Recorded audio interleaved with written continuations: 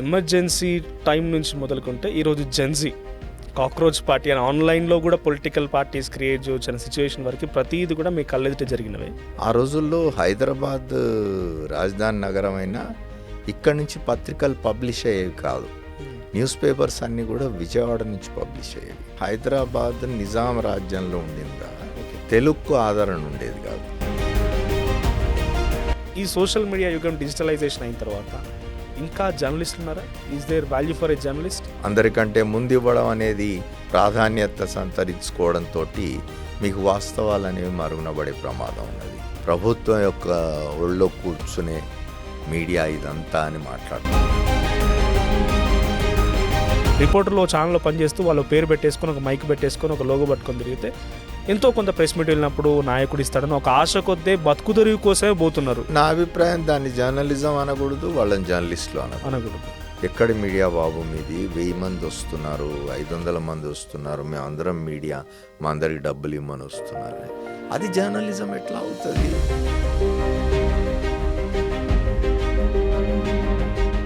Hello friends, welcome to our podcast. నేను మీ journalist Manoj. Today I'm very excited and proud to 40 ఏళ్ల పాటుగా జర్నలిజంలో అనేక ఇన్వెస్టిగేషన్లు, అనేక రకాలుగా ఇంటర్వ్యూలు, ఎంతోమంది మహామహులని ఇంటర్వ్యూ చేసిన వ్యక్తిని ఈరోజు నేను పాడ్కాస్ట్కి ఇన్వైట్ చేశాను. Really I'm very proud. 40 years experience మొత్తాన్ని కూడా ఈ పాడ్కాస్ట్ ద్వారా అనేక విషయాల్ని ఆయన అడిగి తెలుసుకుందాం, డిస్కస్ చేద్దాం. So let me welcome Devulapalli Amar గారు, ద సీనియర్ మోస్ట్ జర్నలిస్ట్. ఆ రోజు ఇందిరాగాంధీ టైం నుంచి ఈరోజు జెన్జీ కిడ్స్ వరకు ప్రతి కళ్ళెదుట చూసినటువంటి వ్యక్తి ప్రతి విషయాన్ని కూడా షేర్ చేసుకోబోతున్నారు. So firstly welcome sir. నమస్తే. And I'm very proud. Thanks for coming.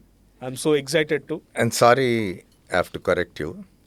Not 40, it is 50. Oh I'm sorry. 50 ఏళ్ళు 1976 నుంచి నేను ఈ ప్రొఫెషన్లో ఉన్నాను. కరెక్ట్గా 2026 March 9th I have completed 50 years. I'm sorry sir, 40, 50. I'm sorry. ఇంకా ఎక్సైటింగ్ పెరుగుతుంది. Okay, it's okay sir. Tell me. ఇందాక నేను చెప్తున్నట్టుగా ఎమర్జెన్సీ టైం నుంచి మొదలుకుంటే ఈరోజు జెన్జీ కాక్రోచ్ పార్టీ అని ఆన్లైన్లో కూడా పొలిటికల్ పార్టీస్ క్రియేట్ చేయొచ్చు అనే సిచ్యువేషన్ వరకు ప్రతిదీ కూడా మీ కళ్ళెదుట జరిగినవే. So how media is evolving అంటే మాసపత్రికలు ఉండేవి. ఎప్పుడో ఒకప్పుడు ఒక పుస్తకం ఏదో ఊర్లో నుంచి 15 రోజుల తర్వాత ఒక పేపర్ వచ్చేది. తర్వాత డైలీ న్యూస్ పేపర్లు వచ్చినాయి. ఆ తర్వాత టీవీ 24/7 న్యూస్ ఛానల్స్. ఆ తర్వాత ఇప్పుడు డిజిటల్, ప్రతి ఒక్కరి చేతిలో ఒక స్మార్ట్ ఫోన్, ఒక మెయిల్ ఐడి ఉంటే యూట్యూబ్ ఛానల్ చేస్తుంది, వాళ్ళ వే ఆఫ్ ఎక్స్ప్రెషన్ని చేస్తున్నారు. ఎట్లా ఎవాల్వ్ అయింది? It's a good thing or a bad thing? What you say? Good or bad అనేది ముందు పక్కన పెట్టి తర్వాత డిస్కస్ చేద్దాం, గుడ్ ఆర్ బ్యాడ్. కానీ జరిగిన పరిణామాలు మాత్రం తప్పనిసరిగా అవి రికార్డ్ చేయాల్సినవే. నేను 1976లో మిసెస్ గాంధీ ఎమర్జెన్సీ ప్రకటించిన కొద్ది మాసాలకు 75లో ఆమె ఎమర్జెన్సీ ప్రకటిస్తే 76 మార్చిలో నేను ఈ ప్రొఫెషన్లోకి వచ్చినాను.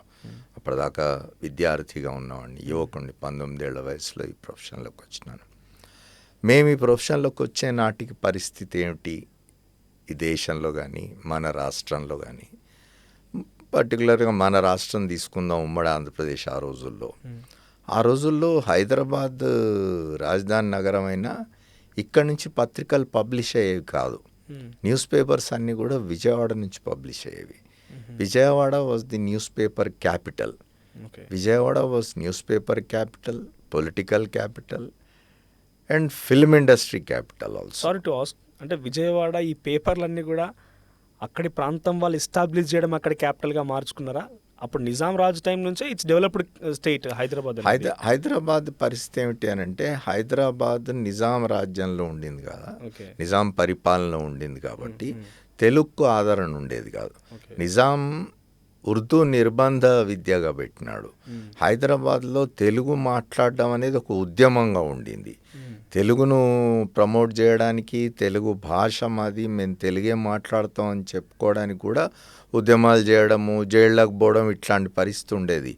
ఆ కారణంగానే ఇక్కడ హైదరాబాద్లో గ్రంథాలయోద్యమం అనేది స్టార్ట్ అయింది. గ్రంథాలయోద్యమం స్టార్ట్ అయిందే తెలుగు భాషని ఇచ్చేయడం కోసం స్టార్ట్ అయింది. కాబట్టి ఇక్కడ పెట్టాలని ఆలోచన ఉన్న ఆ తర్వాత హైదరాబాద్ ఉమ్మడి రాష్ట్రానికి క్యాపిటల్ అయింది. అంతకుముందు హైదరాబాద్ నిజాం పరిపాలన ఉండగా హైదరాబాద్ నుంచి కేవలం ఒకటి రెండు న్యూస్ పేపర్స్ వస్తూ ఉండేవి. డెక్కన్ క్రానికల్ అని ఇంగ్లీష్ న్యూస్ పేపర్, దానికి అనుబంధంగా ఆంధ్రభూమి అనే తెలుగు పత్రిక, సియాసత్ అనే ఒక డైలీ న్యూస్. అయితే ఈ మెయిన్ స్ట్రీమ్ న్యూస్ పేపర్స్గా వీటిని తీసుకున్న ఇతర పత్రికలు చాలా ఉండేవి. ఆంధ్ర జనత అని ఉండే, అది కూడా తర్వాత కాలంలో వచ్చింది. అంతకుముందు నీలగిరి ఉండే, తర్వాత ఇక్కడి నుంచి గోల్కొండ పత్రిక వచ్చింది. హైదరాబాద్ రాష్ట్రంలో భాగంగా ఉన్న తెలంగాణలోని ఇతర ప్రాంతాలు, వరంగల్ వంటి జిల్లాల నుంచి కొన్ని పత్రికలు వచ్చినాయి. కాకతీయ పత్రిక కావచ్చు, శోభ కావచ్చు.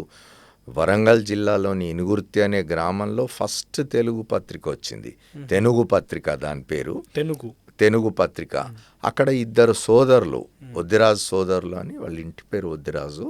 వాళ్ళ ఆ సోదరులు ఇద్దరు కలిసి సొంతంగా వారే ఒక ముద్రణాలయం పెట్టుకొని వాళ్ళ గ్రామంలో వాళ్ళే పత్రిక కంపోజ్ చేసి, వాళ్ళే పత్రిక వార్తలు సేకరించి ప్రింట్ చేసి ఆ పత్రికను డిస్ట్రిబ్యూట్ కూడా చేసుకునేవాళ్ళు ఆ ఇద్దరు సోదరులు. నిజానికి తెలుగు పత్రిక మొదటిది అది. అట్లా ఈ ప్రాంతంలో కూడా పత్రికలు వచ్చినవి, కానీ వాటిని ఒక పెద్ద ఏమంటారు ఇండస్ట్రీగా ఎస్టాబ్లిష్ కాలే. అది విజయవాడలో జరిగింది. ఆంధ్రపత్రిక కానివ్వండి, ఆంధ్రప్రభ కానివ్వండి, ఆంధ్రజ్యోతి కానివ్వండి, తర్వాత కాలంలో ఇవన్నీ కూడా విజయవాడ నుంచి వచ్చినవి.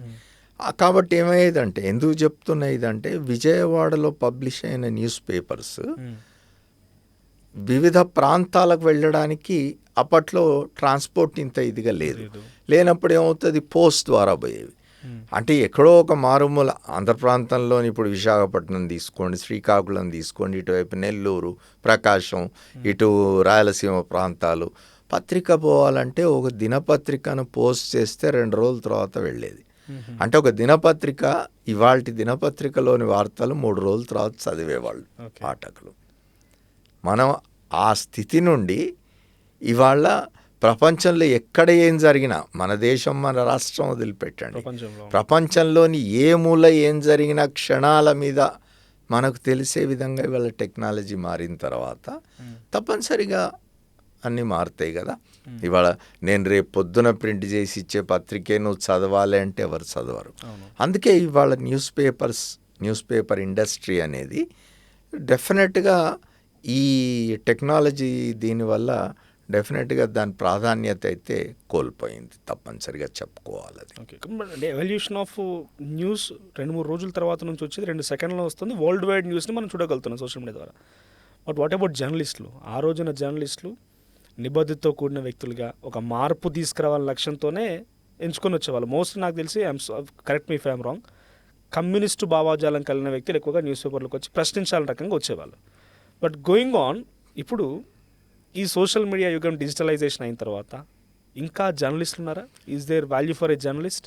డెఫినెట్గా ఇవాళ ఈ ర్యాట్ రేస్లో, అంటే ఈ ఉరుకులు పరుగుల యుగంలో తప్పనిసరిగా ఒక స్థితిలో, ఒక దశలో సత్యం అనేది మరుగున పడుతూ ఉన్నది.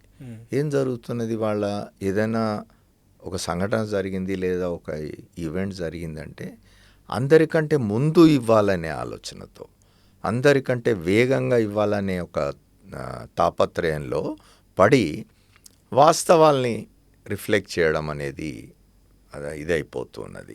అంటే వాస్తవాల కంటే కూడా వేగం, అందరికంటే ముందు ఇవ్వడం అనేది ప్రాధాన్యత సంతరించుకోవడంతో మీకు వాస్తవాలు అనేవి మరుగునబడే ప్రమాదం ఉన్నది. ఇవాళ చూడండి, ఎక్కడో ఏదో సంఘటన జరుగుతున్నది. గతంలో వార్తాపత్రికలు అయితే ఇప్పుడు ఏమవుతుందంటే, అందరికంటే ముందు నేను ఇవ్వాలి అనే తపన కంటే అందరికంటే సరైన వార్త ఇవ్వాలి నేను అని అనుకుంటే దానికి సమయం పడుతుంది. సరైన వార్త ఇవ్వాలంటే ఆ వార్త రాస్తున్న వ్యక్తి ఆ స్థలానికి వెళ్ళి అక్కడ ఏం జరిగిందో తెలుసుకొని వివరాలు సేకరించి వచ్చి వార్త రాయాలి. ఇవాళ అట్లా కాకుండా ఒకటి ఏదో సంఘటన జరిగింది అంటే వెంటనే మనం దాన్ని చేస్తున్నాం, ఎక్స్క్లూజివ్ బ్రేకింగ్ న్యూస్ అని చెప్పి ఇస్తున్నాం. ఒక దురదృష్టకరమనండి, విచారకరమైన విషయం ఏమిటంటే, ఇవాళ మన తెలుగు కానీ, హిందీ కానీ, ఇంగ్లీష్ కానీ, ఇంకే ఇతర భాషల టీవీ ఛానళ్ళు కానివ్వండి, 24 గంటల న్యూస్ ఛానళ్ళలో ఈ బ్రేకింగ్ న్యూస్ అని ఇస్తారు, తర్వాత స్క్రోలింగ్స్ ఇస్తారు కింద. ఒకవేళ అది వాస్తవం కాదు అని తెలిస్తే దాన్ని తీసేయడం తప్ప మేము ఇంతకుముందు ఇచ్చిన వార్త నిజం కాదు, పొరపాటున ఇచ్చామని చెప్పుకునే స్థితి కూడా లేదు ఇవాళ. దాంతో ఏమవుతుందంటే ఈ మొత్తం మీద ఫలితం ఏమిటి? పాఠకుడనండి లేదా వీక్షకుడనండి అతను బలవుతూ ఉన్నాడు. ఎందుకంటే సత్యం తెలవకుండా పోతున్నది అతనికి. ఒక గందరగోళంలో పడుతూ ఉన్నాడు. ఇది సత్యమా కాదా తెలుసుకునే స్థితి లేకుండా పోయింది. వాళ్ళు ఏమైపోయింది, ఇదివరకు ఒక మాట అనేవాళ్ళు ఒక స్థితిలో.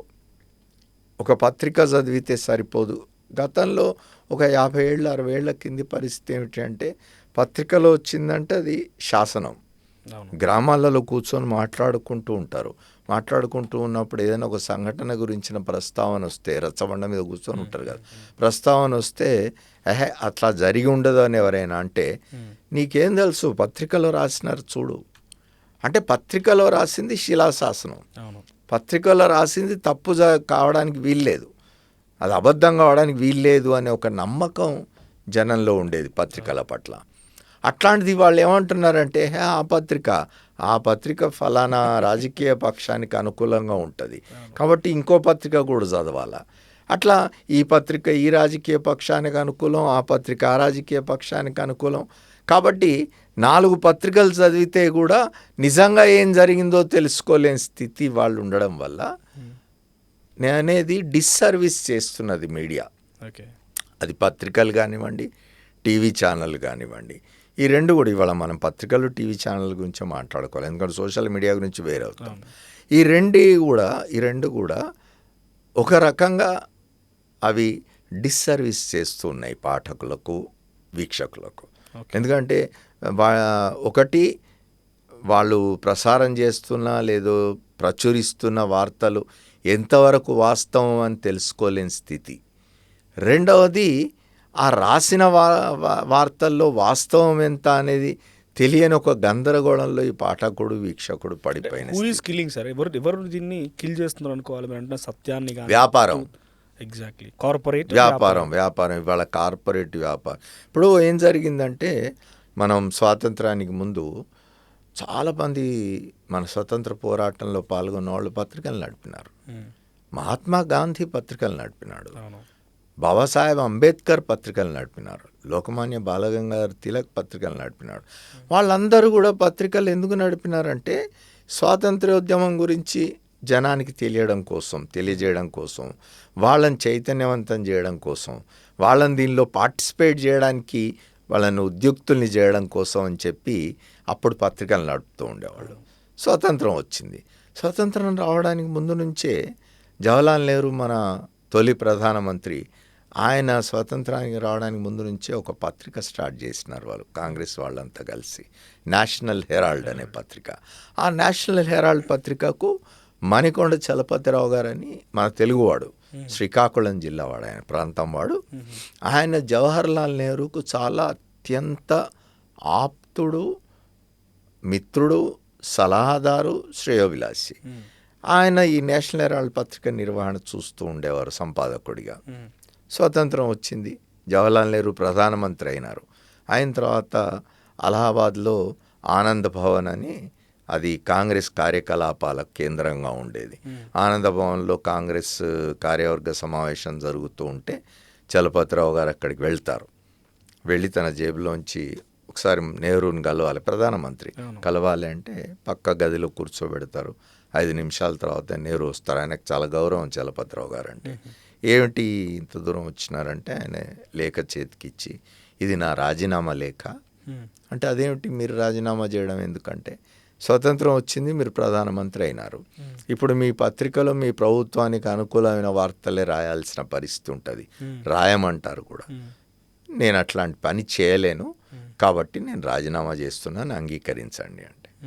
జవహర్లాల్ నెహ్రూ అప్పుడు ఆ రాజీనామా పత్రాన్ని చింపేసి, మీరు అటువంటి సందేహం ఏం పెట్టుకోవద్దు, బోర్డ్ ఆఫ్ డైరెక్టర్స్లో ఉన్న కాంగ్రెస్ వాళ్ళందరం కూడా వైదొలుగుతూ ఉన్నాం, మీరు స్వతంత్రంగా నడపండి నేషనల్ హెరాల్డ్ని, మా ప్రభుత్వం చేసే తప్పు ఒప్పుల్ని కూడా మీరు ఎత్తి చూపండి అని చెప్పి చేసి ఆయనకు అప్పగిస్తాడు.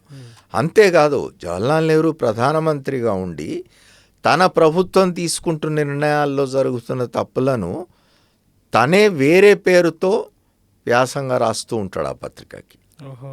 తన ప్రభుత్వంలో జరిగిన తప్పుల్ని, తన ప్రభుత్వం తీసుకున్న పొరపాటు నిర్ణయాల్ని విమర్శిస్తూ ఆయన వ్యాసాలు రాసినాడు. వేరే పేరుతో రాసేవాడు. అంత డెమోక్రటిక్గా ఉండేది ఆ రోజుల్లో. అంటే పత్రికా నిర్వహణ కానీ, పత్రికల పట్ల రాజకీయ పక్షాలు, ప్రభుత్వాల వైఖరి కానీ అట్లా ఉండేది. ఆ తర్వాత కాలంలో అది కొంత ఒక మిషన్ నుండి, ఒక లక్ష్యం నుండి అదొక ప్రొఫెషన్గా మారింది, వృత్తిగా. ఆ తర్వాత అది వృత్తి నుండి వ్యాపారంగా మారింది. సరే, తప్పనిసరి అయింది. వ్యాపారంగా లేకపోతే దానికి పెట్టుబడులు రావు. పత్రికా నిర్వహణ అనేది ఖర్చుతో కూడుకున్న పని అయిపోయింది కాబట్టి దానికి పెట్టుబడులు అవసరం. పెట్టుబడులు అవసరం ఉన్నప్పుడు అందులో వ్యాపారం ఇన్వాల్వ్ అయి ఉంటుంది కాబట్టి తప్పనిసరి అనుకున్నాం. కానీ అది కాస్త వికృత రూపం దాల్చి తర్వాత కాలంలో ఆ వ్యాపారం కార్పొరేట్ల చేతుల్లోకి పోవడమే కాకుండా రాజకీయ పక్షాల చేతుల్లో కూడా పోయింది. ఎవరు అధికారంలో ఉంటే వాళ్ళు పత్రికల్ని వీటిని శాసించడం దగ్గర నుంచి ఇవాళ మనం చూస్తున్నాం. చాలా పాపులర్గా మాట్లాడుకునే మాట గోధీ మీడియా అంటున్నారు. అంటే ప్రభుత్వం యొక్క ఒళ్ళో కూర్చునే మీడియా ఇదంతా అని మాట్లాడుతుంది. మెజారిటీ మీడియా ఈ దేశంలో గోధీ మీడియాగా ఉన్నది అనేది విమర్శ. వీటన్నిటి నుంచి బయటపడి ఎప్పుడు స్వతంత్రంగా ఉంటాయి పత్రికలు? నిన్నగాక మొన్న మనం చూసినాం, మీరు ప్రస్తావించినారు ఇంతకుముందు కాక్రోచ్ జనతా పార్టీ గురించి. కాక్రోచ్ జనతా పార్టీ నిర్వహిస్తున్న నిరసన ప్రదర్శనల్లో పాల్గొంటున్న సోనం వాంగ్చుక్ ఢిల్లీలోనో పూణేలోనో ఒక పిలుపునిచ్చినాడు. అసలు కాక్రోచ్ జనతా పార్టీ ఉద్యమం చేయాల్సిన మొట్టమొదటి సమస్య మీడియాను విముక్తం చేయడం, మీడియాను స్వతంత్రంగా నిర్వహించేట్టు చేయడం, మీడియాకు స్వేచ్ఛ లభించే విధంగా పోరాటం చేయడం. దానికోసం ఆయన ప్రధానమంత్రికి విజ్ఞప్తి కూడా చేసినాడు, మీడియాను స్వేచ్ఛగా బతకనివ్వండి, వదిలేయండి అని. అంటే ఆ పరిస్థితులు ఉన్నాయి ఇవాళ. మీడియా స్వతంత్రంగా లేదు.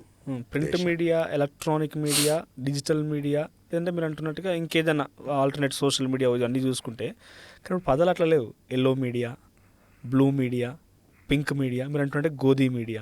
అంటే పొలిటికల్ పార్టీలకు సంబంధించి అంటగాగుతూ ఈ మీడియాలు వ్యవహరిస్తుండడానికి పబ్లిక్ టర్మినాలజీలో వాడుతున్న పదాలు ఇవన్నీ కూడా. ఇప్పుడు అదే దురదృష్టవశాత్తు ఇప్పుడు ఏం జరిగిందంటే, ఇవాళ ఉన్న పత్రికలు కానివ్వండి, ఇప్పుడు మనకు కనిపించడానికి బయటికి మేము స్వతంత్రంగా నడుపుతున్నాం పత్రికల్ని కానీ ఛానళ్ళని కానీ, మాకు ఏ రాజకీయాలు లేవు అని చెప్పుకున్నా ఖచ్చితంగా ప్రభుత్వాలు, రాజకీయ పక్షాల కనుసన్నల్లో నడిచే పత్రికలే, ఛానళ్ళే అయిపోయినాయి ఇవన్నీ కూడా.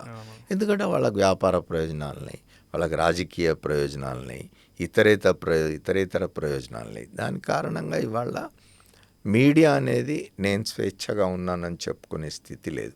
దీనికి ఒక పరిష్కారం ఉన్నది, కానీ దాని వైపు ఎవరు ఆలోచించడం లేదు. దాదాపుగా 1-2 ప్రయత్నాలు చెదురుముదురుగా జరుగుతున్నవి, కానీ పెద్దగా ఇవి కావడం లేదు, అంటే సక్సెస్ కావడం లేదు, విజయవంతం కావడం లేదు.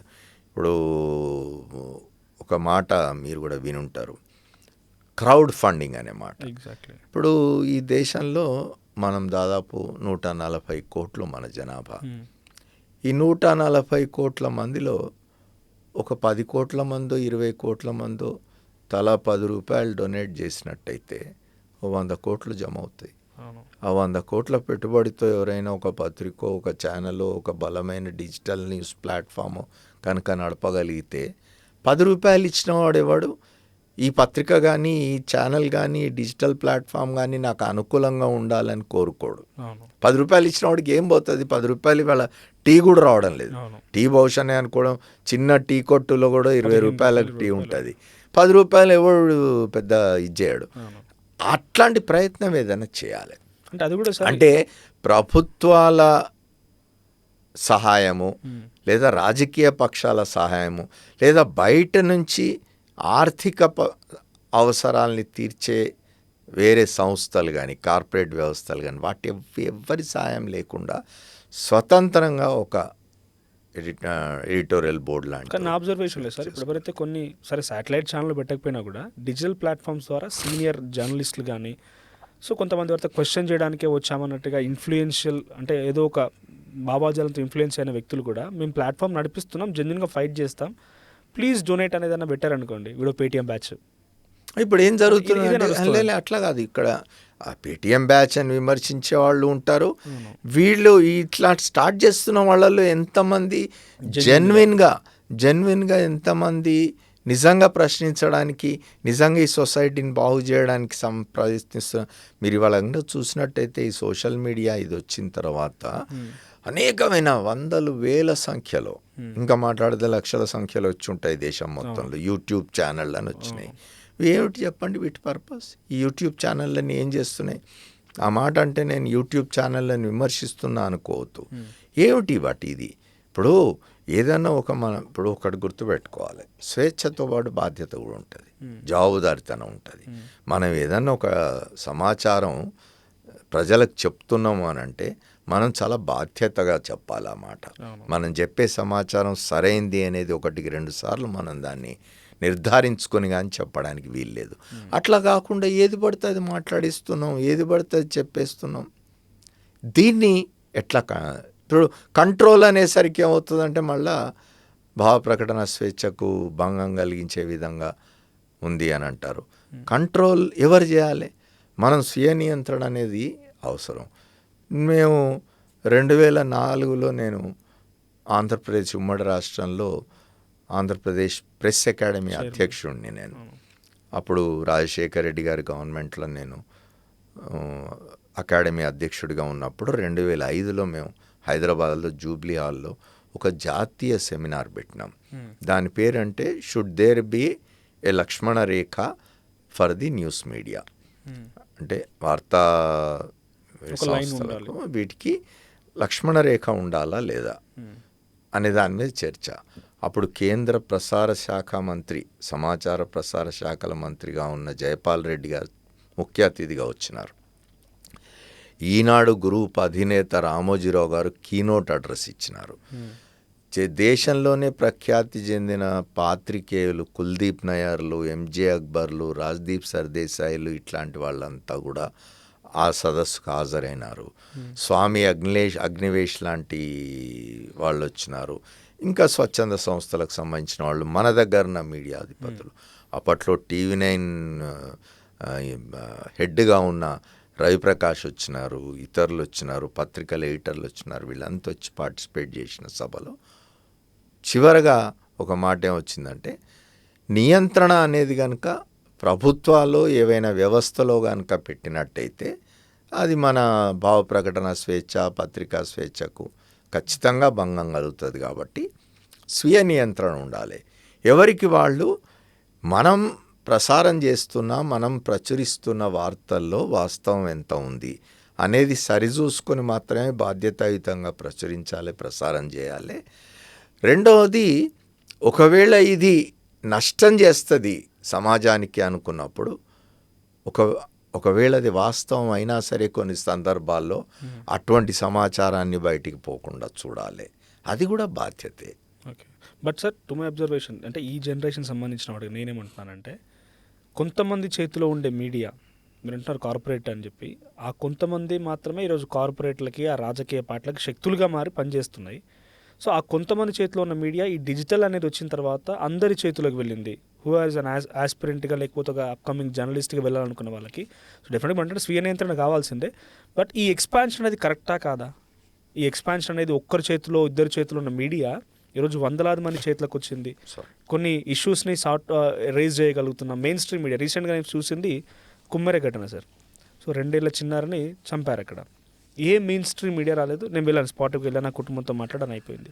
సో కొంత అక్కడ గవర్నమెంట్స్ కానీ, ఎమ్మెల్యేలు కానీ, అక్కడ పోలీసుగా అడ్రస్ చేయగలిగారు ఆ ఇష్యూని. చాలా వరకు చాలా ఛానల్స్ వచ్చాయి, ఇంకా డిజిటల్ మీడియా నుంచి ఎక్కువ ఫోకస్ అయింది. తర్వాత వెలుగుమట్ల ఖమ్మంలో జరిగిన కూల్చివేతల మీద, తర్వాత మొన్న జరిగినటువంటి ఒక మంత్రి కుమారుడి ఇష్యూలో కానీ, అంటే ఈ సో కాల్డ్ అంటున్నటువంటి డిజిటల్ మీడియా, ఈ జర్నలిస్ట్లే, ప్రొఫెషనల్ జర్నలిస్ట్ వాళ్ళు చదువుకొని వచ్చిన వాళ్ళు అడ్రస్ చేయలేకపోతే మెయిన్ స్ట్రీమ్ మీడియా లేదు కదా. మెయిన్ స్ట్రీమ్ మీడియా ఈ డైవర్సిఫికేషన్ అయింది కాబట్టి కొంత మీడియా ఎథిక్స్ అనేది ఉన్నది అని అంటే ఏం చెప్తారు? ఇవాళ సోషల్ మీడియాకి డెఫినెట్గా మనం దాన్ని అప్రిషియేట్ చేయాల్సిందే. సోషల్ మీడియాకి ఆ ప్రాధాన్యత రావడం, ఆ ఇంపార్టెన్స్ రావడం అదంతా కూడా ఎందుకు జరిగింది? మెయిన్ స్ట్రీమ్ మీడియా ఎప్పుడైతే బయాజ్డ్ అయిపోయినదో, మెయిన్ స్ట్రీమ్ మీడియా ఎప్పుడైతే majority of the main stream media ఎక్కడైతే పొలిటిసైజ్ అయిపోయిందో, ఎక్కడైతే కార్పొరేట్ల చేతిలోకి వెళ్ళిపోయిందో, అప్పుడు సహజంగా వాళ్ళకు ఆ ఇంట్రెస్ట్లు ఉంటాయి. అంటే ఇది రాస్తే, ఇది చూపిస్తే మనకు ఆర్థికంగా నష్టం జరుగుతుంది అనుకున్నప్పుడు చూపించారు, రాయారు. అట్లా జరిగినప్పుడు ఈ సోషల్ మీడియా యొక్క ప్రాధాన్యత పెరుగుతున్నది. సోషల్ మీడియాలో కూడా మీరు దాన్ని రెండుగా విభజించగలండి. ఒకటి బాధ్యతగా, అంటే నేను జర్నలిస్ట్గా ఉండాలి, జర్నలిస్ట్గా నేను సమాజానికి నిజాలు చెప్పాలి, నిజాల్ని శోధించి తీసుకొచ్చి చెప్పాలి, దానికోసం ఎన్ని ఇబ్బందులైనా పడతానో అనుకొని పోయే సెక్షన్ ఒకటి ఉంటుంది. ఇంకో సెక్షన్ అది ఎక్కువైపోయి వాళ్ళ ఈ సెక్షన్ని కూడా అప్రతిష్ట పాలు చేసే విధంగా తయారైంది. అదేమిటి అని అంటే, పేరుకు ఒక ఇది పెట్టుకొని, మైక్ పెట్టుకొని, ఒక మొబైల్ ఫోన్లో బ్లాక్మెయిల్ చేసే శక్తులు ఎక్కువైపోయినాయి. వాటి వల్ల ఎవరైతే నిజాయితీగా ఇది చేయాలనుకుంటున్నారో వాళ్ళ మీరు చూడండి, మనం పేర్లు కూడా తీసుకోవచ్చు. జాతీయ స్థాయిలో మీకు వైర్ అని ఒక ఇది ఉంది. వాళ్ళు మీరు అన్నట్టుగా వాళ్ళు డొనేషన్స్ అడుగుతున్నారు. ఎందుకంటే వాళ్ళు ఈ డొనేషన్స్ మీదనే నడవాలా, పెట్టుబడులు లేవు. పెట్టుబడులు ఎవరైనా ఇవ్వడానికి సిద్ధంగా ఉండవచ్చు. 500 కోట్లు 1000 కోట్లు ఎవరైనా ఇస్తారు. ఇస్తే మళ్ళీ వాళ్ళ వాయిస్గా మారాలి. వాళ్ళకుండే వ్యాపార ప్రయోజనాలకు అనుగుణంగా పనిచేయాల్సి వస్తుంది.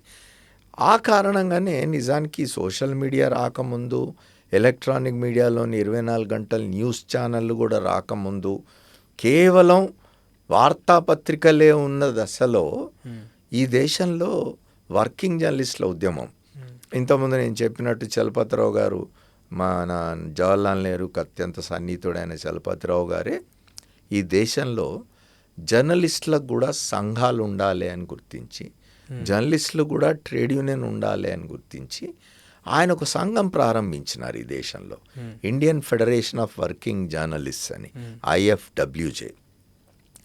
ఆ సంఘం ద్వారా ఆ తర్వాత కాలంలో ఆ సంఘం తర్వాత అది మళ్ళీ ఇండియన్ జర్నలిస్ట్ యూనియన్ అనే ఒక రూపం తీసుకొని ఇవాళకి పనిచేస్తున్నది. మొదటి నుంచి కూడా ఈ వర్కింగ్ జర్నలిస్టుల ఉద్యమం డిమాండ్ ఏంది అంటే, delink the media from other businesses. అంటే నువ్వు పత్రిక ప్రారంభించవచ్చు, ఒక టీవీ ఛానల్ ప్రారంభించవచ్చు, లేదా ఒక సోషల్ మీడియాలో డిజిటల్ న్యూస్ ప్లాట్ఫామ్ ఒకటి ప్రారంభించవచ్చు. ఇవాళ మీది డిజిటల్ ప్లాట్ఫామ్ ఇది ప్రారంభించవచ్చు.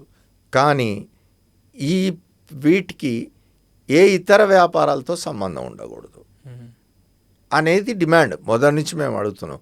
ఒకప్పుడు ఇండియన్ ఎక్స్ప్రెస్కు గోయంకా ఇతర వ్యాపారాలతో సంబంధం ఉండకూడదు అని చెప్పి ఒక పెద్ద ఉద్యమం కూడా ఈ సంఘాలు చేసినాం. మా వర్కింగ్ జర్నలిస్టుల ఉద్యమం చేసింది. నా అదృష్టవశాత్తు నేను ఆ వర్కింగ్ జర్నలిస్టుల ఉద్యమంలో ఆ సంఘానికి జాతీయ స్థాయిలో అధ్యక్షుడిగా కూడా పనిచేసినాను. నేను కొంతకాలం, దాదాపు 10 సంవత్సరాలు నేను జాతీయ స్థాయిలో అధ్యక్షుడిగా, ప్రధాన కార్యదర్శిగా పనిచేసినాను. మొదటి నుంచి మా డిమాండ్ అదేంటంటే, పత్రికా వ్యవస్థ లేదా మీడియా, ఇవాళ మనం పత్రికా వ్యవస్థ అనలే మీడియా అని అంటున్నాం కాబట్టి, మీడియా అనేది ఇతర వ్యాపారాల నుంచి దూరంగా ఉండాలి, స్వతంత్రంగా ఉండాలి.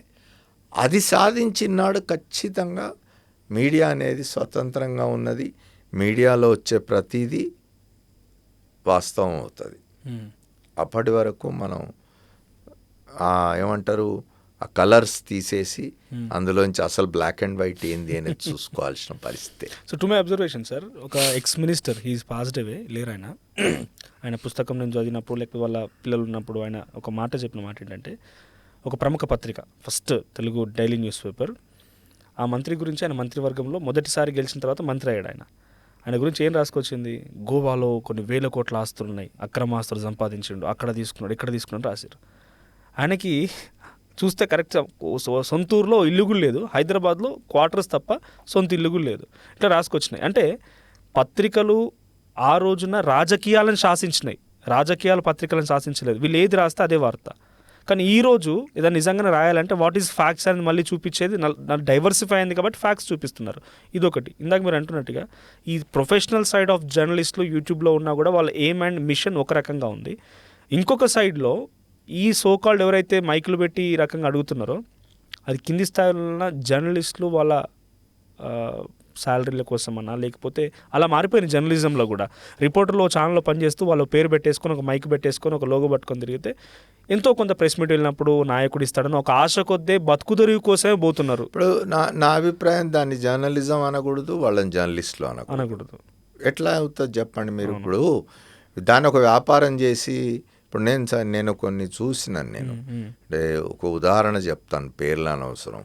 నాకు తెలిసిన ఒక జర్నలిస్టు కొంతకాలం తర్వాత జర్నలిజం చదువుకొని ఒక యూనివర్సిటీలో పిహెచ్డి కూడా చేసి జర్నలిజంలో డాక్టరేట్ సంపాదిస్తే నా దగ్గరకు వచ్చి కలిసి ఇగో ఫలానా సబ్జెక్ట్ మీద నేను డాక్టరేట్ చేసినాను, నాకు డాక్టరేట్ వచ్చింది ఫలానా యూనివర్సిటీ నుంచి.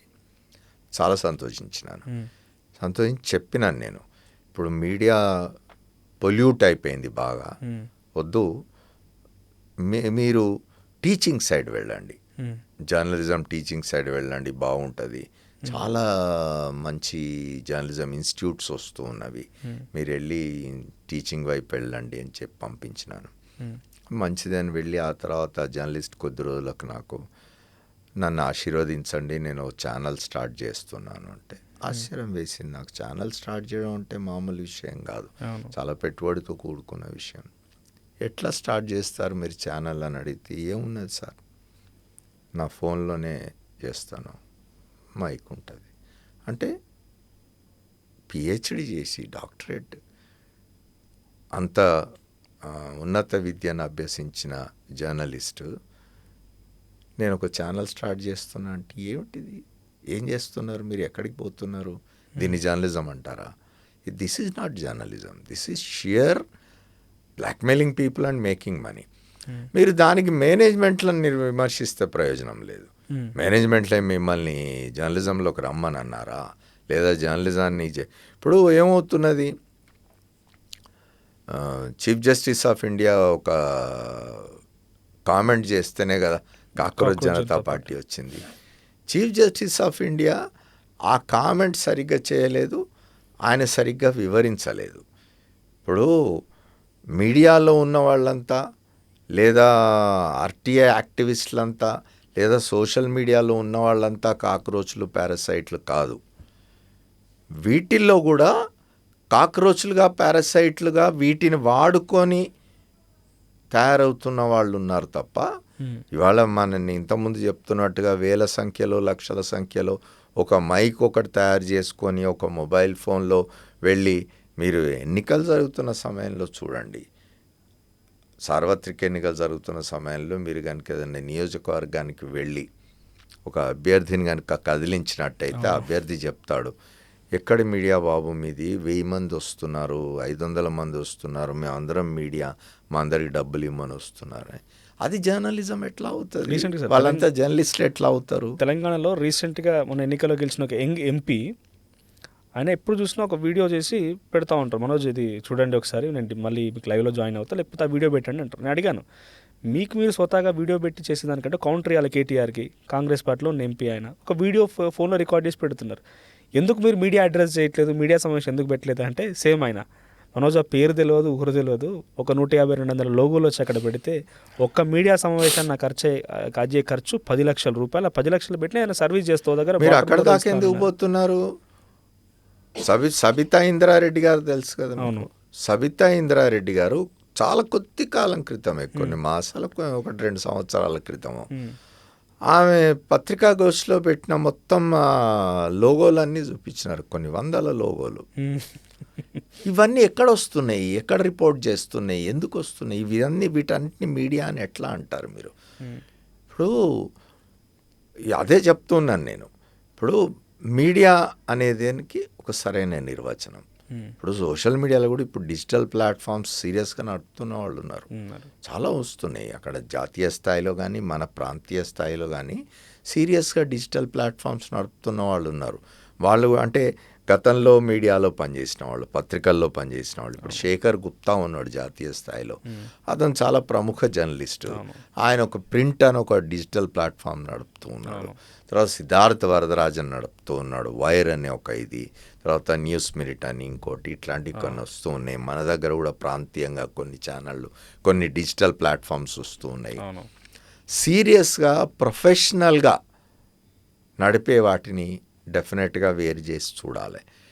వీటన్నిటిని కూడా మీరు మీడియా అనాలి, వీటన్నిటికి కూడా మీడియాకు వచ్చే సౌకర్యాలు ఉండాలి, లేదా మీడియాకు ఉండే స్వేచ్ఛ ఉండాలి, మీడియాకి ఇచ్చే స్వతంత్రం కూడా వాటికి ఉండాలి అని అనుకోవడం పొరపాటు. అది వాటిని మీడియా కింద లెక్క కట్టడానికి వీలు లేదు. అవి మీడియా కాదు, అవి కేవలం డబ్బులు సంపాదించుకోవడం కోసం అని చెప్పి చేస్తున్న ప్రయత్నాలు. వాటిని మీడియా అనకూడదు. అంటే కొందరు యంగ్స్టర్ కూడా సార్ ఇప్పుడు జర్నలిజం అయిపోయింది, జర్నలిజం చదువుకున్నారు, లేకపోతే ఏదో ఒక ఇన్స్పిరేషన్తో వచ్చారనుకోండి, ఇప్పుడున్న సిచ్యువేషన్లో తెలుగు మీడియాలో కానీ ఎక్కడైనా నాకు తెలిసి అంత పెద్ద జాబ్స్ లేవేమో, ఉన్న వాళ్ళతో స్ట్రిక్ట్ అయిపోయినారు, అక్కడికి ఆగిపోయింది. డెఫినెట్లీ ఆపర్చునిటీస్ లేవు. So what should they do? వాళ్ళు ఏం చేయాలి మరి? ఇప్పుడు అట్లా కూడా అనుకోవద్దండి, అదర్ వే రౌండ్ కూడా చూడండి మీరు. ఇప్పుడు మీరు గతంలో ఎట్లా ఉండేదంటే ఒక 30 ఏళ్ళకి మేము జర్నలిజంలోకి వచ్చిన కొత్తలో కానీ 5-10 ఏళ్ళకి కానీ అప్పుడు ఒక 4 పత్రికలు ఉండేవి. ఈ పత్రికలో ఉద్యోగం పోతే ఆ పత్రిక, ఆ పత్రిక, ఇట్లా ఆ 4 అంటే అవకాశాలు చాలా పరిమితంగా ఉండేవి. తర్వాత కాలంలో చాలా పెరిగింది. ఎలక్ట్రానిక్ మీడియా వచ్చి 24 గంటల న్యూస్ ఛానల్ వచ్చిన తర్వాత, ఆ తర్వాత డిజిటల్ ప్లాట్ఫామ్స్ వచ్చిన తర్వాత అవకాశాలు చాలా పెరిగినవి, జాబ్ ఆపర్చునిటీస్ కూడా చాలా పెరిగినవి.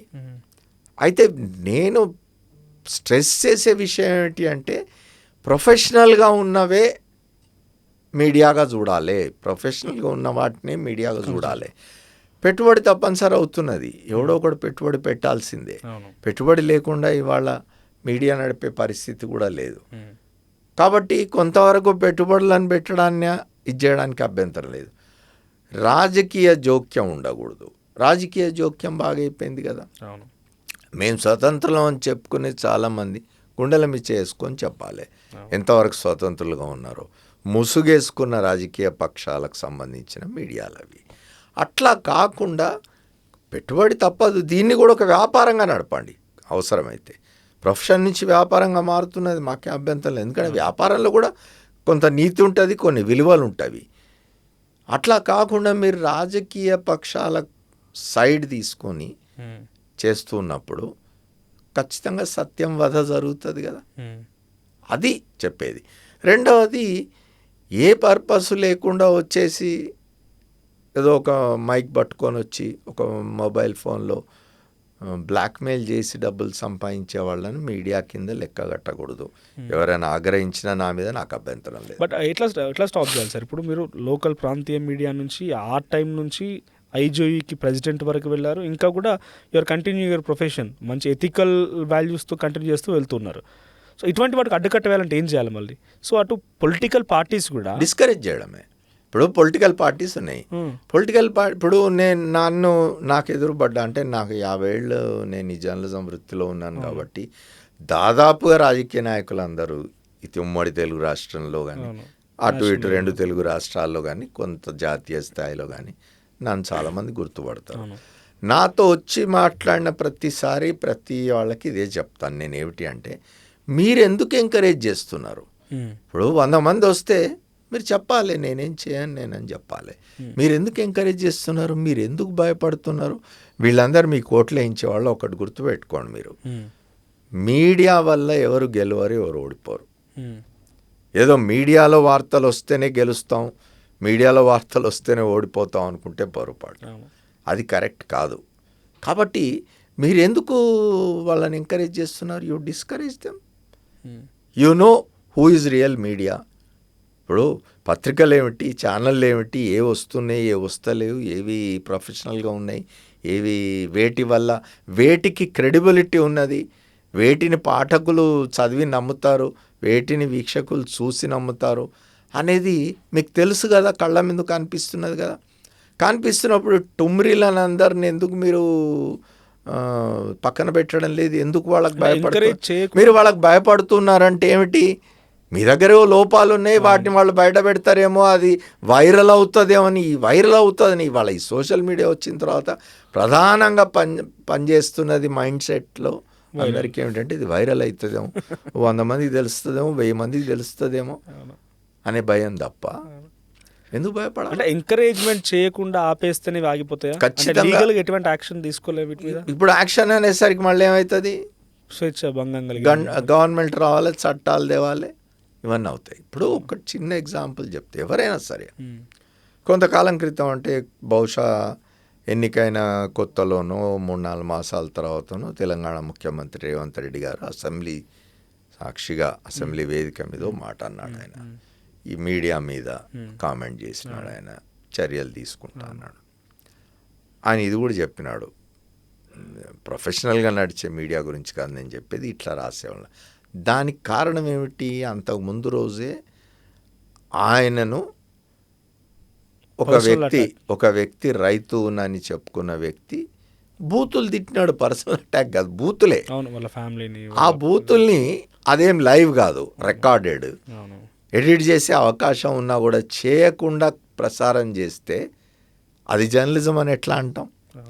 మరి దాన్ని కట్టడి చేస్తా అని ముఖ్యమంత్రి అంటే ఆ ముఖ్యమంత్రిని ఎట్లా విమర్శిస్తాం? మీడియాని కట్టడి చేయకూడదు, మనందరం కూడా కోరేది అదే. మీడియా తనంతట తానుగా స్వీయ నియంత్రణ పాటించాలి, అట్లాంటి వాళ్ళే మీడియాలో ఉండాలనే మనం కోరుతాం, దానికి కట్టుబడే మనం పనిచేస్తాం. వీటిని ఏం చేయాలి? వాటిని ఏమైనా కట్టడి చేయడానికి ప్రభుత్వం వస్తే మళ్ళీ మనం వచ్చేస్తాం. ఎందుకు వస్తామంటే వాళ్ళని కట్టడి చేసే పేరుతోటి మళ్ళీ వచ్చి మన మీద కూడా పడతారనే భయంతో మనం దాన్ని అడ్డుకుంటున్నాం. దానివల్ల ఏమవుతుందో ఓ రకంగా మనమే వాళ్ళని కూడా ప్రొటెక్ట్ చేస్తూ ఉన్నాం. ఎట్లా ఇది ఎవరు పరిష్కరించాల్సిన సమస్య చెప్పండి. So will also record your inspirational journey to sir. So ఒక మారుమూల గ్రామంలో కరీంనగర్లో పుట్టినటువంటి అమర్ గారు. మీరు మళ్ళీ ఒక పొరపాటు చేస్తున్నారు, అదే కరీంనగర్ కాదు, వరంగల్. ఓహో. నేను వరంగల్ పట్టణం పక్కన ఒక గ్రామం మాది. ఆ గ్రామం నుంచి వచ్చినాను నేను. బట్ నేను మొత్తం నా విద్యాభ్యాసం కానీ సంబంధించిన హిస్టరీ రాసిన కొన్ని పేపర్లు కానీ కొన్ని నేను చూసినప్పుడు ఒక దగ్గర యాదాద్రి అని ఉంది, ఇంకో దగ్గర కరీంనగర్ అని ఉంది. మీరు జర్నలిజం కెరీర్ని కరీంనగర్ అనేది ఎందుకు వస్తుంది ప్రతిసారి అంటే, కరీంనగర్లో ఒక ప్రైమ్ టైంలో ఒక 4 సంవత్సరాలు నేను కరీంనగర్లో ఇండియన్ ఎక్స్ప్రెస్ విలేకరిగా పనిచేసినాను నేను. ఆ time it was very turbulent time. ఎందుకంటే తెలంగాణలో, ముఖ్యంగా నార్త్ తెలంగాణలో నక్సలైట్ ఉద్యమం బాగా ప్రబలంగా ఉన్న రోజుల్లో, అంటే చాలా మొత్తం రాష్ట్రం అంతా అతలాకుతలం అవుతున్న సమయంలో, చాలా అంటే ఒక హింసాత్మకమైన వాతావరణం ఉన్న సమయంలో ప్రభుత్వం ఆ మూమెంట్ను బలంగా అణిచేసేందుకు ఇది చేస్తున్న సమయంలో నేను అక్కడ పనిచేసినాను. చాలా అంటే very serious and very tough టైమ్స్లో అక్కడ పనిచేసినాను నేను. దానివల్ల కరీంనగర్ ఇది బాగా పాపులర్ అయినాను నేను. చాలామంది దానివల్ల నేను కరీంనగర్ వాడిని అనుకుంటారు, కానీ అది వరంగల్. బట్ నేను చిన్నప్పటి నుంచి హైదరాబాద్లో చదువుకున్నాను. హైదరాబాద్లో నేను బయట పనిచేసింది కరీంనగర్లో పనిచేసినాను, కడపలో పనిచేసినాను. ప్రొఫెషన్లో ఉన్నప్పుడు ఒక న్యూస్ పేపర్లో కడపలో పనిచేసినాను, ఒక న్యూస్ పేపర్లో కరీంనగర్లో పనిచేసినాను. 50 yearsలో I have worked with almost all major newspapers. ఎట్లా sir, what made you to join in journalism? అంటే మా కెరీర్ వరకు చూస్తే నేను the first person to come out of my town or whatever it is, చదువుకోవడానికి కానీ లేకుంటే ఇప్పుడు ఏదో కొంత మనం మాట్లాడుతున్నాం అంటే చదువుకున్న వ్యక్తి మా జనరేషన్లో ఫస్ట్ నేనే. మా నాన్న చదువుకోలేదు, తాత చదువుకోలేదు. సో కంప్లీట్ ఇల్లిటరేట్, అంటే ఆ రూరల్ ఏరియాస్ నుంచి ఆ బ్యాక్డ్రాప్ నుంచి వచ్చాం కాబట్టి 1970sలోనే ఒక మంచి మూమెంట్లో మీరు జర్నలిజంలోకి ఎంట్రీ ఇచ్చారు. What factors? ఎందుకంటే అప్పుడు సపరేషన్ కూడా ఉండే చాలా వరకు. లేదు, అంటే మన చుట్టూండే వాతావరణం కూడా పనిచేస్తుంది. I come from a family where others are also in journalism. అంటే మై ఫాదర్స్ కూడా, ఇప్పుడు నేను ఇంతకుముందు చెప్పినాను, హైదరాబాద్ నిజాం పరిపాలన ఉండ కాలంలో వరంగల్లో కాకతీయ పత్రిక, శోభ అనే పత్రిక వచ్చేవని.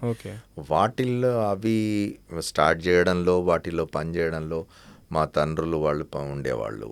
తర్వాత కాలంలో హైదరాబాద్లో గోల్కొండ పత్రికకు సంబంధించి, ఓకే. తర్వాత కాలంలో వచ్చిన ప్రజాతంత్ర అనే పత్రికకు సంబంధించి మా చిన్నాయనలు వాళ్ళు పనిచేస్తూ ఉండేవాళ్ళు. మా ఇంట్లో వాతావరణం అంతా మీడియాకి రిలేటెడ్ ఇది కనిపించేది ఎక్కువ. అట్లా అని నేనేం జర్నలిజంలోకి వద్దామని అనుకోలేదు. నేను 75లో ఎమర్జెన్సీ డిక్లేర్ అయిన తర్వాత నేను డిగ్రీ పరీక్షలు రాయగానే నాకు చదువు మీద పెద్ద ఇంట్రెస్ట్ లేదు మొదటి నుంచి. అంటే పోయి కాలేజ్ పోవాలి, డిగ్రీలు తెచ్చుకోవాలి, పోస్ట్ గ్రాడ్యుయేషన్ చేయాలి, ఇంకేదో చేయాలి, అట్లా ఏం ఇంట్రెస్ట్ లేకుండే. జర్నలిజం కొంత ఆసక్తికరంగా ఉండేది. అప్పుడే ఈనాడు హైదరాబాద్ ఎడిషన్ ప్రారంభం అవుతున్నది. వాళ్ళు ట్రైనీలు కావాలని చెప్తే అప్లై చేసుకున్న, ఉద్యోగం వచ్చింది ఆటోమేటిక్గా చేయను. మీరు చెప్తున్నట్టుగా ఇప్పుడు మీరు చెప్పినారు మీ ఫ్యామిలీలో you are the first person to come out and do journalism. మీరు జర్నలిజంలో ఎందుకు చేరాలనుకున్నారు అనేది not only to journalism sir, చదువుకొని బయటకు వచ్చిన వ్యక్తి కూడా ఫస్ట్ టైం మీరు బయటికి వచ్చి చదువుకునే వాళ్ళు ఇంకా చాలా కెరియర్ బిల్డింగ్ ఇవి చాలా ఉంటాయి కోర్సెస్. అవి కాకుండా జర్నలిజంకి ఒక పరిమితమైన ఇది ఉంటుంది, మిగతా వాటిలాగా ఉండదు. అది చాలామంది ఏమవుతుంది తెలుసా, యాజ్ అన్ యాక్సిడెంట్ జర్నలిజంలో చేరుతారు, వచ్చి ఇంకేదో ఎంట్రన్స్ రాస్తారు, అది రాదు. హాస్టల్లో అడ్మిషన్ కోసం అని చెప్పి జర్నలిజంలో చేరిన వాళ్ళు నాకు తెలిసిన వాళ్ళు చాలా మంది ఉన్నారు. బట్ తర్వాత they took journalism as seriously and they have excelled in there profession. అట్లా ఉన్న వాళ్ళు కూడా చాలామంది ఉంటారు. కాబట్టి నేను యాక్సిడెంటల్గా ఏం రాలేదు. నేను ఒక దీంతో జర్నలిజంలోకి రావాలనుకున్నాను, వచ్చినాను. నా బ్యాక్గ్రౌండ్లో కూడా జర్నలిజం ఉంది. అంతకుముందు 1969లో తెలంగాణ ఉద్యమం జరిగిన తర్వాత చెన్నారెడ్డి గారు ఉద్యమాన్ని లీడ్ చేస్తున్నాడు. ఆయన ఆ తర్వాత 71లో తెలంగాణ ప్రజాసమితి 14-11 లోక్సభ స్థానాలు గెలుచుకున్నాక దాన్ని తీసుకుపోయి కాంగ్రెస్లో విలీనం చేసిన తర్వాత ముచ్చెర్ల సత్యనారాయణ గారని వరంగల్ ఆయన, ఆ తర్వాత ఎన్టీ రామారావు గారు గవర్నమెంట్లో ఆయన మంత్రిగా కూడా పనిచేసినాడు. ఆయన జై తెలంగాణ అని ఒక పత్రిక పెట్టినారు. నేను డిగ్రీ స్టూడెంట్గా ఉన్నప్పుడు ఆ పత్రికలో ప్రూఫ్లు దిద్దేవాడిని పోయి, అవుట్ ఆఫ్ మై ఇంట్రెస్ట్ పోయి. తర్వాత ప్రజాతంత్ర అనే ఒక పత్రిక నడుస్తూ ఉంటే దానిలో కూడా పోయి అప్పుడప్పుడు చిన్న చిన్న వ్యాసాలు రాస్తూ ఉండేవాడిని, రిపోర్ట్స్ రాస్తూ ఉండే. స్టూడెంట్గా ఉన్నప్పుడే I had that interest of in journalism because of the environment around me. My parents, మా ఫోర్ ఫాదర్స్ వాళ్ళంతా కూడా they were into literature, journalism, mostly కొంత లెఫ్ట్ ఓరియంటెడ్ దీనిలో నుంచి వచ్చి. నేను కూడా లెఫ్ట్ మూమెంట్స్లో, స్టూడెంట్ మూమెంట్లో, లిటరీ మూమెంట్లో కొంతకాలం పనిచేసినాను. జర్నలిజం ఆ బ్యాక్డ్రాప్ కానీ ఇప్పుడు ఉన్న వాళ్ళు మెజారిటీ వాళ్ళు కమ్యూనిస్ట్ ఐడియాలజీ లేదు, if I'm wrong naxalism ideology నుంచి ఉన్న వాళ్ళు ఎక్కువ క్వశ్చనింగ్ కోసం బయటకు వచ్చారనేది ఓ మాటగా వినిపిస్తుంటుంది అప్పుడప్పుడు. Is that true? అంటే ఒకటి ఇప్పుడు నిన్నగాక మొన్న ఒక ఎగ్జాంపుల్ మనం తీసుకుందాం. అమ్మాయి విప్లవశ్రీ అనే అమ్మాయి ఒక చేస్తుంది, కాక్రోచ్ జనతా పార్టీ దగ్గర ఆమె చేసిన దాన్ని మార్పు చేసి ఇది చేస్తున్నారు. చాలా ప్రొటెస్ట్ వస్తూ ఉన్నవి. ఇప్పుడు దేని గురించి మాట్లాడుకుంటున్నాం? కమ్యూనిస్ట్. ఇప్పుడు ఏమైంది, ఆ అమ్మాయిని అట్లా అమ్మాయిది మార్ఫ్ చేయడం కరెక్ట్ కాదు అని ఒక పోస్టింగ్ పెడితే కింద ఎవరో రాసినారు వీళ్ళంతా అర్బన్ నక్సల్స్ అని. ఇప్పుడు ఏమవుతున్నదంటే ఎవడైనా క్వశ్చన్ చేస్తే, ఎవడన్నా ఎస్టాబ్లిష్మెంట్ ప్రశ్నిస్తే, లేకపోతే ప్రభుత్వాలని వ్యతిరేకిస్తే వీళ్ళు నక్సలైట్లు అని ముద్రేస్తే ఎట్లా? అంటే నక్సలైట్లు మాత్రమే క్వశ్చన్ చేస్తారా? ఈ ఇతరులు ఎవరు క్వశ్చన్ చేయరా? అది తప్పది. ఇది వాళ్ళ అడ్వాంటేజ్ కోసం అని చెప్పి నక్సలైట్లను ముద్ర వేస్తూ ఉన్నారు తప్ప కమ్యూనిస్టులే కావాల్సిన అవసరం లేదు క్వశ్చన్ చేయడానికి. ఒకటి మీరు అన్నట్టుగా మీడియాలో ఎక్కువ మంది, ఒక దశలో మీడియాలో ఎక్కువ మంది వామపక్ష భావజాలం గల వాళ్ళు వచ్చిన మాట వాస్తవం, అది కాదన్ను. కానీ అంత మాత్రం చేత ఇవాళ వస్తున్న వాళ్ళందరూ కూడా వామపక్షాలకు సంబంధించిన వాళ్ళే, నక్సలైట్ మూవ్మెంట్కి సంబంధించిన వాళ్ళే, వాళ్ళంతా అర్బన్ నక్సలైట్స్ అనేది కరెక్ట్ కాదు. అదేంటంటే ఉండదు కదా, if you want to kill A dog call it mad అని. సో అట్లా అర్బన్ నక్సల్ అని కనుక ముద్రేస్తే ఇవాళ మనం చూస్తున్నాం దేశంలో కేంద్రంలో ఉన్న ప్రభుత్వం ఎట్లా ట్రీట్ చేస్తున్నది ఆ ఉద్యమాల్ని అనేది. దానికోసం అని మాట్లాడుతున్న మాటలు ఇవన్నీ. Thank you sir. Thank you very much for your prolonged interview. And it's like a just class. నా ఒక్కడికే కాదు, నాకు తెలిసి బహుశా చూసే వాళ్ళందరూ కూడా ఒక మంచి ఎక్స్పీరియన్స్ అండ్ ఒక మంచి class Thank you. Inspiring story లాగా కూడా Thank ఉంటుంది. you very thanks for your valuable time sir. Thank you ఇది very much. అమర్ గారితో స్పెషల్ పాడ్కాస్ట్. సో మీ అభిప్రాయం ఏంటి కామెంట్ చేయండి.